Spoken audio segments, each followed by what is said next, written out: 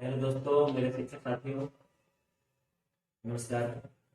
मैं अवधेश कुमार भी आपके सामने उपस्थित हूँ सर नीरज कुमार के साथ सक्षमता परीक्षा के विषय में कुछ विशेष महत्वपूर्ण जानकारियों को सकते तो कृपया आप लोग लास्ट तक बने रहें और वीडियो पूरा देखें। सर, मैं ये जानना चाहूँगा, पहले आप मेरे शिक्षक साथियों को बताइए कि सक्षमता परीक्षा क्या है और इसके क्या लाभ है और ये किसके लिए जरूरी है। सबसे पहले शिक्षक साथियों को नमस्कार। और अध्यक्षर आपने जो मेरा जानकारी साझा करने की कोशिश की, इसके लिए आपका अभिनंदन है। तो अब मैं बताना चाहूंगा कि ये शिक्षणता परीक्षा जो है यह म्यूजिक शिक्षकों के लिए रखा गया है। जो हमारे म्यूजिक शिक्षक हैं, जो कि पंचायत शिक्षक है या प्रथम शिक्षक है या नगर शिक्षक है, तो इस तरह से जो बटा हुआ भाग है उसे जो है शिक्षणता परीक्षा के माध्यम से सरकार जो है उसे जिला संवर्ग के शिक्षक बनाने जा रहे हैं। और इसी स्थिति में क्या होगा कि सबके सब जो है जिला संवर्ग के शिक्षक हो जाएंगे, राजकर्मी हो जाएंगे। और इनका जो है एक जो बीपीएससी के जो अभी परीक्षा हुई है, जैसा जानते होंगे बीपीएससी वाली जो है राजकर्मी है, उस तरह के जो है वो शिक्षक इसके इक्विवेलेंट हो जाएंगे, दोनों बराबर हो जाएंगे। तो इसके बहुत सारे लाभ हैं जो कि आपको देखने को मिलेगा। सर, सक्षमता परीक्षा में जो टीचर वंचित हो गए किसी भी कारण वजह, जैसे कि हमने सुना था गाँव के बहुत सारे शिक्षक इस परीक्षा को देने से कतरा रहे थे, नहीं देना चाह रहे थे, तो वो देना नहीं चाह रहे थे, उसके पीछे क्या कारण हो सकता है? कैसे कोई नुकसान है क्या? सर, जहाँ तक नुकसान की बातें हैं तो नुकसान तो नहीं ही है। शिक्षणता परीक्षा देने से जहाँ तक फायदे की बात है, नुकसान की बात नहीं है। और ये देखा जा रहा है कि सबके जो उनका पेमेंट जो है स्केल जो जा रहा है वो भी बढ़ रहा है। और साथ ही साथ जो है आप जिला संपर्क के शिक्षक हो जाते हैं, आप जो है एक राजकर्मी बन जाते हैं, तो ये तो अच्छी बात है ना। और दूसरी बात है कि सरकार अगर परीक्षा ले रही है तो हमें देना है, दे देनी चाहिए।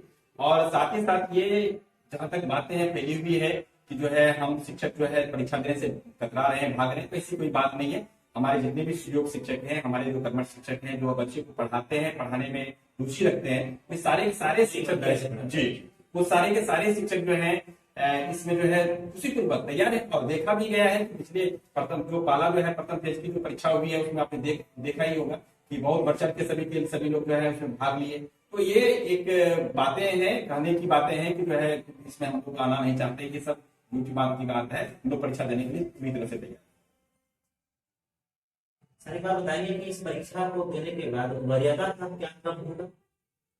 सर, ये सबसे बड़ी बात आपने बहुत सुंदर जगह की बातें पूछी है कि यह वरीयता का कर्म क्या होगा। बिल्कुल सही आपका प्रश्न है ये जो है इसमें जो नियोजित शिक्षक जो परीक्षा देके यानी कि शिक्षकता परीक्षा देके जो इसमें सक्सेस होकर जो आ रहे हैं वो उनकी वरीयता कर्म सबसे ऊपर होगी। तो अब इसमें क्या है, कंडीशन क्या है कि जो हमारे शिक्षक साथी जो है जैसे नियोजित शिक्षक ही रहना चाहते हैं, वो उन्होंने परीक्षा नहीं दिया है, तो वहां पर एक बहुत ही थोड़ी सी बात एडजस्ट नहीं हो पा रही है। क्योंकि नियोजित शिक्षक हैं और उन्होंने जो परीक्षा नहीं दिया है, तो जिला संपर्क के शिक्षक नहीं हो सकते, पंचायत शिक्षक हैं या प्रखंड शिक्षक हैं, तो यानी कि उसका जो एक नियोजन इकाई है, तो उसके तहत रहने के कारण जो है उनकी समस्या पैदा होगी। वो अपने विद्यालय में बीपीएससी वाले से भी और जो है जो ये यानी जो सक्षमता पास वाले हैं उनसे तो रहेंगे ही, उनसे भी यानी कि सबसे जूनियर तक चले जाते हैं।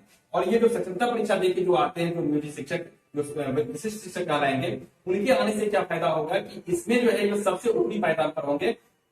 और वैसी स्थिति में क्योंकि कंडीशन क्या होता है कि कभी कभी आप देखे होंगे कि मिडिल स्कूल में ऐसा देखा गया है कि जो है जहां 1 to 8 है जो प्रारंभिक स्कूल है, वहां पर मैंने देखा है कि जो है जो स्नातक शिक्षक वो नियोजित है और जो बेसिक टीचर है नियमित है, जो जिला संपर्क के शिक्षक हैं, उनसे क्या होते हैं स्नातक शिक्षक नियोजित वाले क्या होते हैं जूनियर होते हैं। जैसे ही ये परीक्षा देके वो शिक्षकता पास करके चले आते हैं तो वो भी हो जाएंगे जिला संपर्क के शिक्षक। और उनके जिला संपर्क के शिक्षक होते ही वो स्नातक शिक्षक जो है जो नियोजित हैं, वो नियमित शिक्षक जो है बेसिक टीचर, उनसे वो सीनियर हो जाएंगे, यानी कि वो उसके प्रधान हो जाएंगे। तब फिर जो है वो बेसिक टीचर जो नियमित है वो उनके अंदर रहेंगे, ना कि स्नातक शिक्षक नियोजित जो है वो उनके अंदर रहेंगे। यानी कि एक बहुत ही बड़ी जो है उछाल आ जाएगी। और हमारे नियोजित शिक्षक जो है शिक्षकता पास करने के बाद जो है वो बेसिक टीचर के जो स्नातक टीचर है वो बेसिक टीचर के नियमित शिक्षक से भी सीनियर हो जाएंगे। ये बहुत ही अच्छी बात है सर, ये बताएं सर कि जो वंचित शिक्षक है जो फर्स्ट फेज में सक्षमता परीक्षा नहीं दे पाए, तो क्या उनके लिए आगामी परीक्षा कब होगी या होगी या नहीं होगी? सर, अभी तो कुछ इसका कहा नहीं जा सकता, लेकिन बहुत जल्द ही जो है इसकी परीक्षा नेक्स्ट में जो है लगभग सरकार की ऐसी मानसा है कि इस साल में जो है 2-3 परीक्षा जो है तक ले ली जाए।